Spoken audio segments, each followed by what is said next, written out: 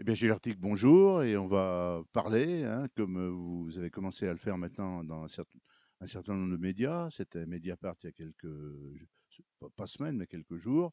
Plus récemment, c'était dans l'émission d'Élise Lucet, envoyée spéciale de France 2, avec une très bonne couverture à la fois dans la presse locale, un peu disséminée partout. J'ai vu un article sur Nice Matin, mais aussi dans d'autres médias radiophoniques ou télévisuels. Est-ce que pour vous, on considère il y a eu d'abord eu le choc le 26 août. Et puis là, bah, vous avez retrouvé une certaine liberté de ton. Oui, on peut dire que c'est une nouvelle étape pour moi. C'est pas évident parce que quand je donne des interviews, j'en ressors un peu vidé. Ça me rappelle les choses douloureuses que j'ai vécues, mais j'estime que c'est bien le moment de le faire. J'étais totalement incapable de mettre des mots sur ce qui m'est arrivé pendant de longs mois. J'ai travaillé d'ailleurs avec des professionnels, des médecins pour y arriver. Aujourd'hui, je me sens prêt. J'avais toujours dit aussi que je ne le ferais que lorsque la justice aurait avancé, ce qui est le cas, puisque les mises en examen ont été prononcées, que mon statut de victime a été fortement reconnu. Je le fais aussi parce qu'il faut que je réponde aux attaques de Gaël Perdriau, qui continuent, non content de m'avoir pourri la vie pendant toutes ces années. Il me salit encore en laissant supposer qu'il y a d'autres choses plus graves. Et puis ce qui me motive aussi, c'est le sort qui a été réservé à mon ami Lionel Boucher, le fait qu'on lui enlève ses délégations parce qu'il a parlé, parce qu'il a demandé le retrait du maire, parce qu'il m'a défendu.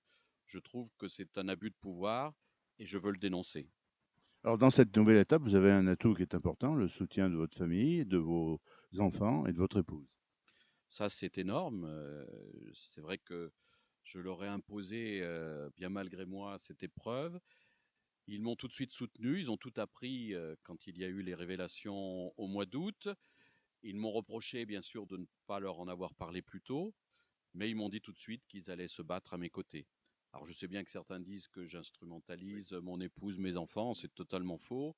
C'est vrai que je ne leur interdis pas, par exemple, d'aller au conseil municipal, mais quand on les écoute, on se rend compte qu'il y a beaucoup de sincérité et en eux, il y a à la fois de la tristesse et de la colère. Alors, une épreuve comme celle-ci, c'est aussi révélateur de vrais amis et puis de faux amis aussi. Qu'est-ce que vous pensez du comportement de la majorité municipale qui ne prend pas position, qui suit de façon extrêmement docile le premier magistrat? Alors vous avez raison, toute cette affaire m'a fait comprendre beaucoup de choses sur la nature humaine. Il y a des gens qui ont été très courageux, qui ont dit des choses exceptionnelles, qui se sont mis en danger, bien sûr. Denis Chambre, Lionel Boucher, mais un certain nombre d'autres qui ont pris leur distance. Et puis, il y a des élus qui m'ont beaucoup déçu, qui pourtant étaient proches de moi, qui à l'évidence n'auraient jamais été sur la liste de 2014 et de 2020 si je n'étais pas intervenu en leur faveur, et qui aujourd'hui défendent l'indéfendable. Donc j'ai envie de leur dire que beaucoup de Stéphanois les regardent et qu'ils espèrent de leur part un sursaut d'honneur le 26 juin prochain où il y aura un vote pour la destitution ou non du poste d'adjoint de Lionel Boucher. Je vais reprendre votre expression défendre l'indéfendable. Est-ce que c'est pas un petit peu la tactique de défense de Gaël Perdriau qui annonce sans arrêt que la vérité va éclater, puis il n'y a aucune révélation, et les révélations qui sont données par la presse, comme par exemple le versement d'une caution, lui sont pas très favorables pour sa défense. Oui, absolument. Ça, c'est très dur aussi pour moi, mais je pense que personne n'est dupe. Parce que si effectivement il y avait une autre histoire, s'il y avait une autre vérité, je pense que Gaël Perdriau en aurait fait part aux médias dès les premiers jours après la révélation de l'affaire, qu'il l'aurait détaillé au juge et que ces derniers lui auraient dit, écoutez, monsieur, merci pour les éléments que vous nous apportez. C'est vrai que c'est pas l'histoire qui a été dite au départ. Et à partir de là, bah, bien sûr, vous n'êtes pas mis en examen, l'affaire est classée, et c'est vraiment pas le cas. Puisque, comme vous l'avez dit, non seulement il y a eu des gardes à vue très longues, il y a eu des mises en examen, mais aussi ce contrôle judiciaire avec cette caution de 60 000 euros pour éviter à Gaël Perdriau l'incarcération. Donc il n'y a pas d'autre vérité, il n'y a pas d'autre histoire. Et si Gaël Perdriau, qui se réfère souvent au dossier de l'instruction, s'il veut vraiment que tout soit dévoilé dans tous les domaines, Sincèrement, je pense qu'il n'y a vraiment pas intérêt parce qu'il n'en sortirait pas grandi. De même dans les enregistrements, que j'ai faits pour me défendre, hein, puisque comme vous le savez, avec ces menaces, j'ai pensé à mettre fin à mes jours. C'est vrai que ce qui a été diffusé, ce ne sont que les extraits qui concernent mon affaire, mais bien sûr que les juges ont la totalité des conversations. Et là aussi, s'il veut qu'on dévoile, la totalité, Mediapart aussi, il y a 200 heures d'enregistrement, ils me l'ont dit. je crois que justement parmi les élus qui soutiennent Gaël Perdriau fortement, s'ils entendaient ce qu'ils pensent d'eux, ce qu'ils disent d'eux, je pense qu'ils changeraient d'avis parce que ça montre vraiment un manque de considération pour les personnes. Sous couvert de discours humanistes, il y avait quand même tout un système qui broyait les personnes.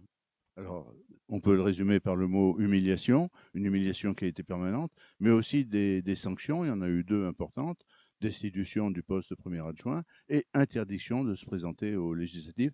Quelle est de ces deux, on va dire, punitions, celle qui vous a le plus choqué? Or, les deux m'ont fait mal. Je crois que Gaël Perdriau n'aurait jamais été maire si je n'avais pas tout fait pour qu'il le soit. J'ai renoncé à mes propres ambitions. Et au lieu de m'en être reconnaissant, à la première minute où il a été élu, il a cherché à m'éliminer. Il a trouvé avec Samy Kefi Jérôme cette solution d'un barbousage de mœurs. Et puis, il y a eu ensuite tout ce chantage qui a été terrible pendant toutes ces années.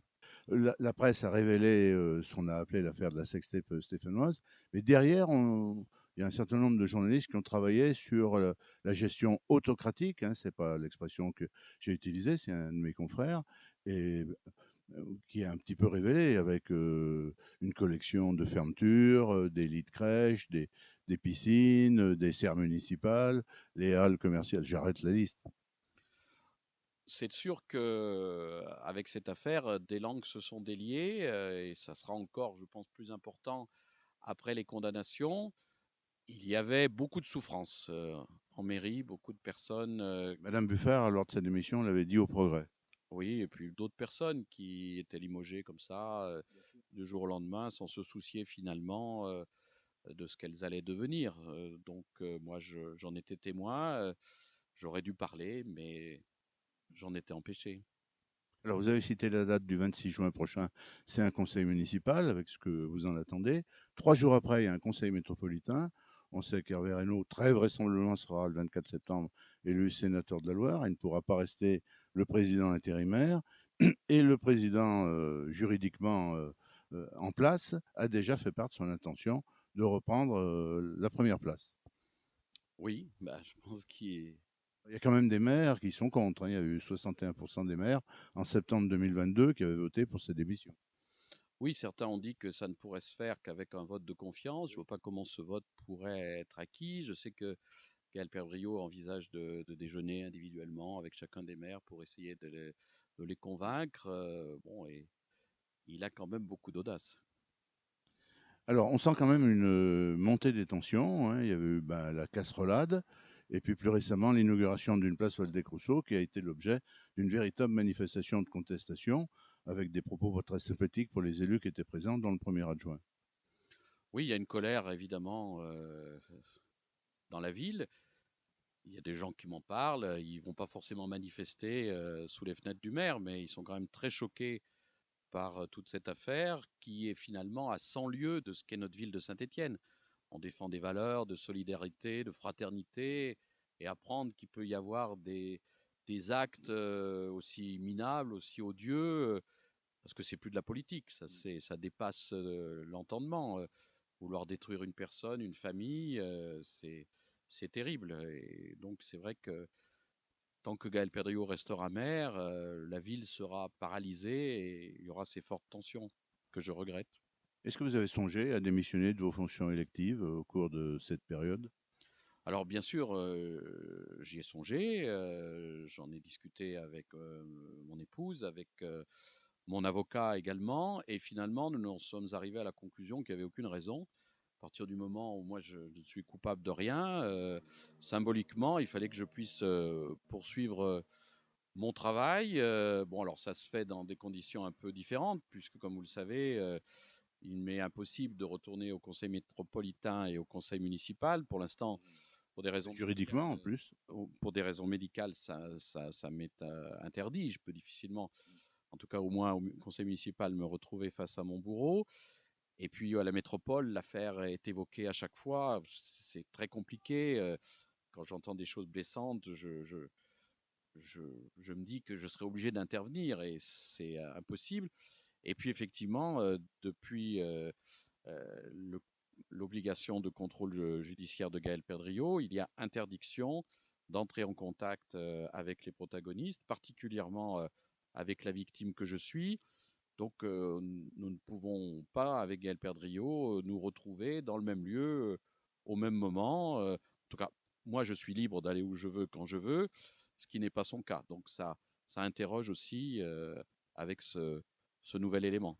On va faire une conclusion un petit peu identique à celle d'envoyé spécial. Là, vous vous engagez dans un travail très intéressant. Vous avez créé une plateforme, hein, pour les gens qui sont victimes de chantage. J'imagine que ce soit aussi bien sur le plan professionnel qu'artistique, qu'évidemment politique. Vous pouvez nous donner un très bref résumé et puis l'adresse aussi du site, ça peut intéresser beaucoup de nos téléspectateurs. Oui, effectivement, très vite, je me suis dit que ce que j'avais vécu, les souffrances que j'avais endurées, pouvaient être utiles à d'autres. Parce que j'ai eu vent que, comme vous le dites, dans tous les milieux de pouvoir, il y avait des personnes pardon, qui vivaient les mêmes choses que moi, qui n'ont peut-être pas cette possibilité d'être médiatisées et d'en parler. Donc j'ai envie d'abord de recueillir leurs témoignages, de les entendre, d'envisager peut-être ensuite des actions collectives. Je pense qu'il y a nécessité d'alerter les parlementaires, parce qu'il y a un vide juridique, me semble-t-il. Beaucoup de choses sont faites pour les adolescents qui se trouvent face Le harcèlement scolaire. au danger des réseaux sociaux, mais pour les personnes un peu plus âgées, il y a relativement peu de choses. Donc je pense qu'il y a nécessité de mener une action, peut-être pour que la justice soit plus rapide et plus sévère. Donc il y a une plateforme, un site www.l2c2i.fr, lcci.fr, ce qui signifie lutte contre le chantage à l'image intime. Merci beaucoup, Gilles Artigue, et bonne journée.